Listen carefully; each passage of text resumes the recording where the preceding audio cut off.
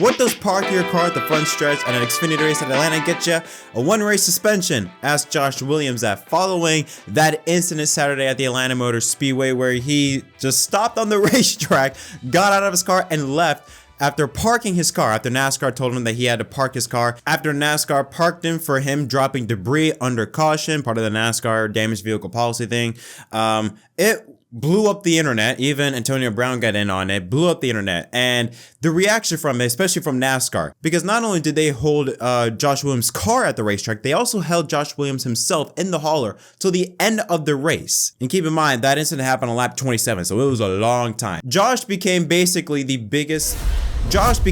day the biggest driver in the garage. I mean, everybody was talking about him, all the sponsors, all of Josh Williams' sponsors, teams, even Denny Hamlin said to pay for his fine. He was even on, I think, on Door Bumper Clear's interview to talk about the incident. I mean, he became the most popular driver in NASCAR with that one move. But of course, when you do something as outrageous as that, penalties is imminent. So him having a one-race suspension and that's it, I'll be honest, that's pretty lenient. I honestly thought the way NASCAR held him for so long in the hauler made me think that, okay, he's definitely going to be having some type of big penalty, whether it's a big fine, maybe a suspended for multiple races. But the fact that he's only suspended for one race is pretty lenient, and I think it's justified. I know there's some people that are going to be like, it's absolutely ridiculous that NASCAR suspended him, but I mean, guys, come on, let's use our heads for a second.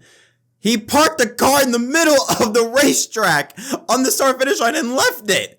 I mean, come on. Like, yes, NASCAR did tell him to park, but obviously they didn't mean literally park at the front stretch. I mean, guys, let's use our heads for a little bit. I think this was the right decision from NASCAR, and I'm glad they didn't fine him because Josh Williams did say out of the car, what are they going to do? Fine me? I can't pay for it. So I'm glad they didn't fine him. They just suspended him for a race. But come on, you got to be honest. Josh Williams did one of the coolest, or I should say one of the funniest, most outrageous things I think I've ever seen in NASCAR. And I'm so glad he did that. But again, when you do something like that, a punishment and a suspension I think is imminent. And I'm personally glad it was just one race. I think one race was perfectly fine. To the people out there that are saying that it was too much, that he shouldn't have been suspended at all, let's use our heads a little bit. He parked the car in the middle of the racetrack and left it.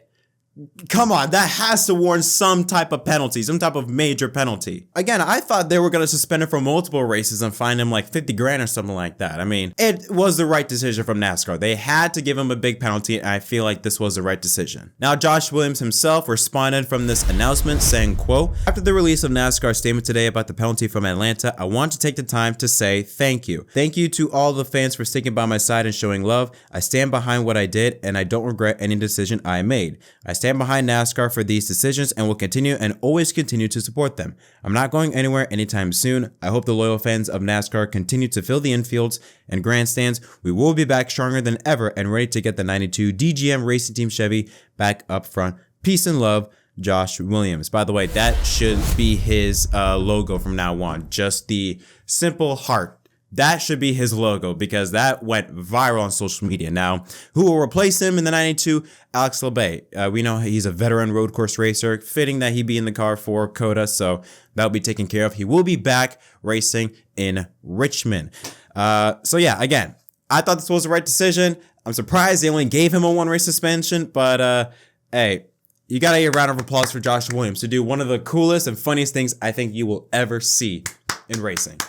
Next up, we're going to talk about Atlanta TV races, and they are not good. 4 races in, another major drop in the TV ratings. Fox got a 1.95 rating and 3.422 million viewers for Sunday's race at Atlanta. That is down from a 2.36 rating and 4 million viewers last year. Now, F1 also had their ratings out. They actually went down in ratings, but did have an uptick in viewership from 1.3 to 1.5 million. And if you're wondering, yes, F1 did beat NASCAR in the 18 to 49 demographic. F1 has 681,000, NASCAR has 609,000. So still slim, but F1 did beat NASCAR. Now, okay, I know people hate talking about ratings. They hate it.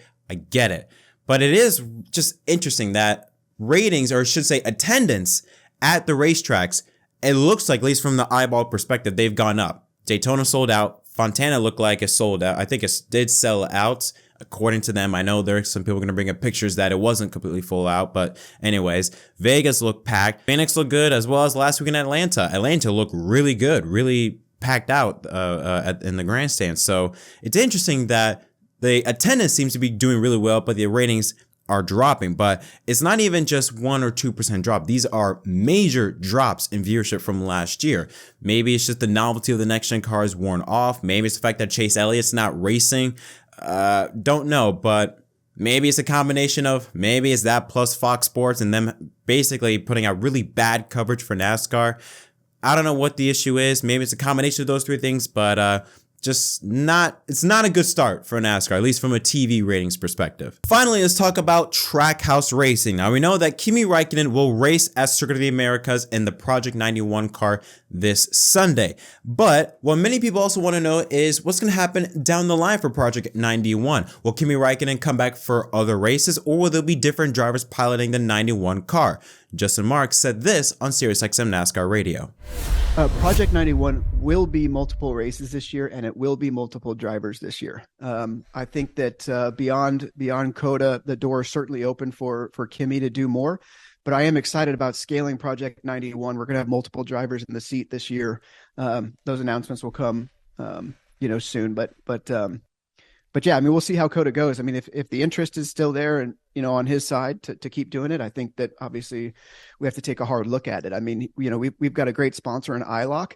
That's a Finnish company that's building their operations here in the United States. Big fans of Kimi and friends of his that are supporting this program too. So as long as we've got that support, I think it's definitely worth our while to continue to build the program around Kimi.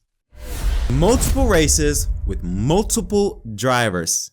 Interesting one that is. Now, the question that's going to be answered, or that is going to be waiting to be answered, is who will take over the 91 car? Will Kimi come back for future races? And if not, who will be driving that 91 car? Obviously, you have to look at Chicago Street Race, Watkins Glen, maybe Sonoma, possibly Sonoma, the Charlotte Roval as possibilities. I think they're just focusing on road courses this year. I'm not so sure.